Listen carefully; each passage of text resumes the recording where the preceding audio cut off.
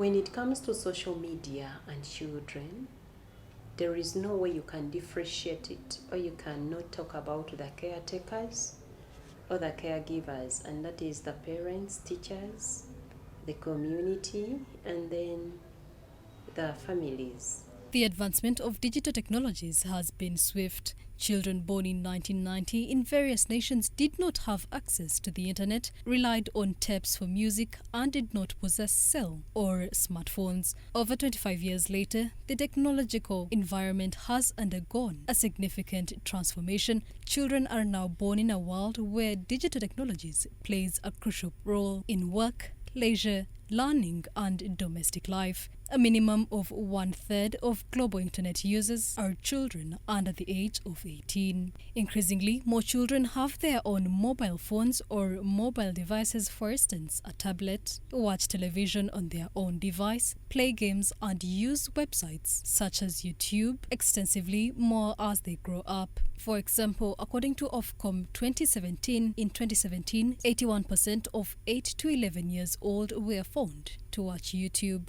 Currently, through research, even young children use these devices to get information, and sometimes even digital gadgets are crucial to help them manage homework they are given. Dr. Faith Nakalema, a lecturer at Kampala International University and also a counseling psychologist, is disappointed in parents who go ahead to help children use phones instead of their own brains for homework.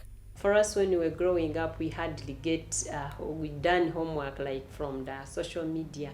We could always get to the books. You ask your peer, you ask your father, you ask your mother, you ask each and everyone, at least to make sure that you get an answer. But lately, children are using ChatGPT, they are using the Google, they are using, mention any kind of the platform where they can get answers. And the parents are also comfortable with it.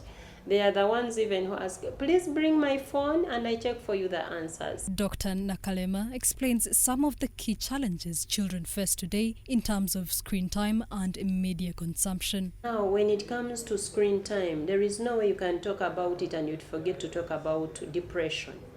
Children have got depressed of what they watch, what they see, and how can they get lots of interest of what they used to love. They prefer they get whatever they see, they kind get of depressed, like maybe some of the horror movies. They see someone being beaten up by a snake or being hit harder. Nobody tells them.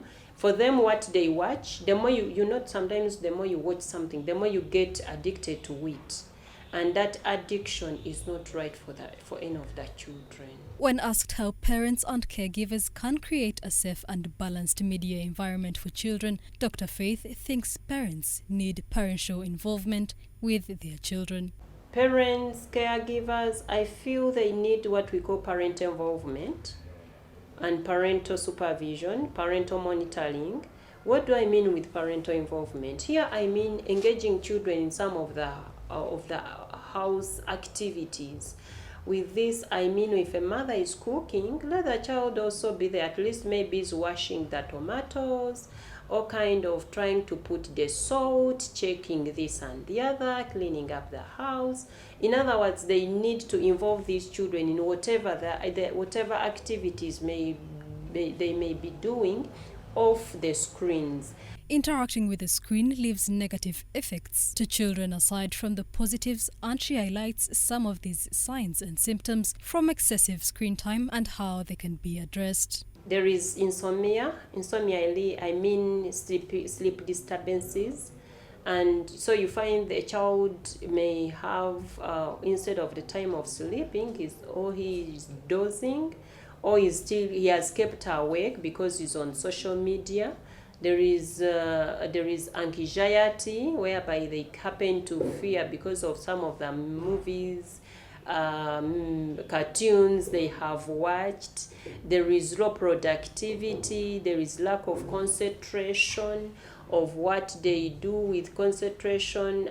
You find that a child is checking each and every kind of of stations to see which one is able to give what he or she may wish to watch. But what role can schools and educational institutions play in teaching children about safety and responsible media usage? When it comes to schools or educators, it is a two-way traffic.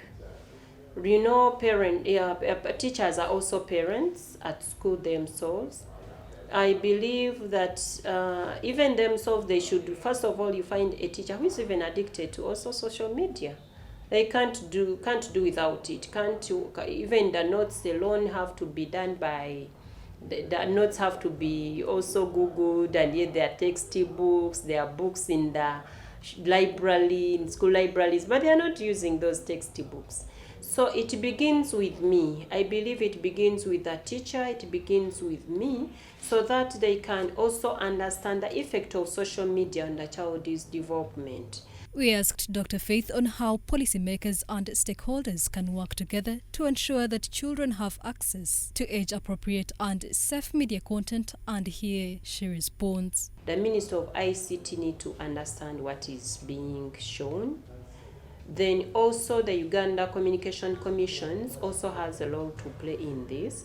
Not everything should be watched, not everything should be captured, not everything should be viewed, not everything should be should be put on the media, social media. But you find that even nude pictures are being posted.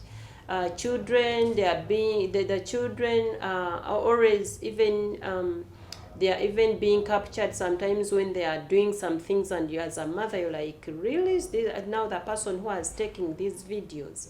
What was he or she thinking about? So you find that it is really, even the police has to be involved.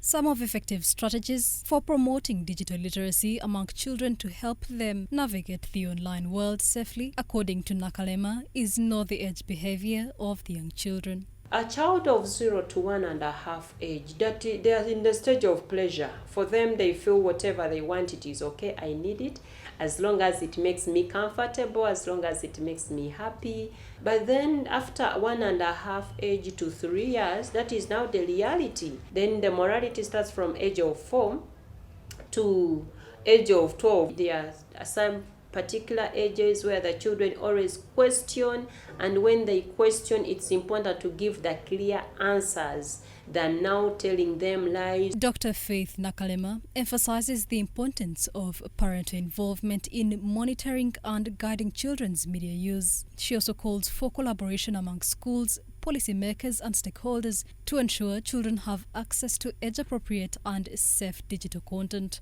By promoting digital literacy and responsible media use, we can help children navigate the digital world more safely. This is a Screen Time series. Join us as we save the young eye.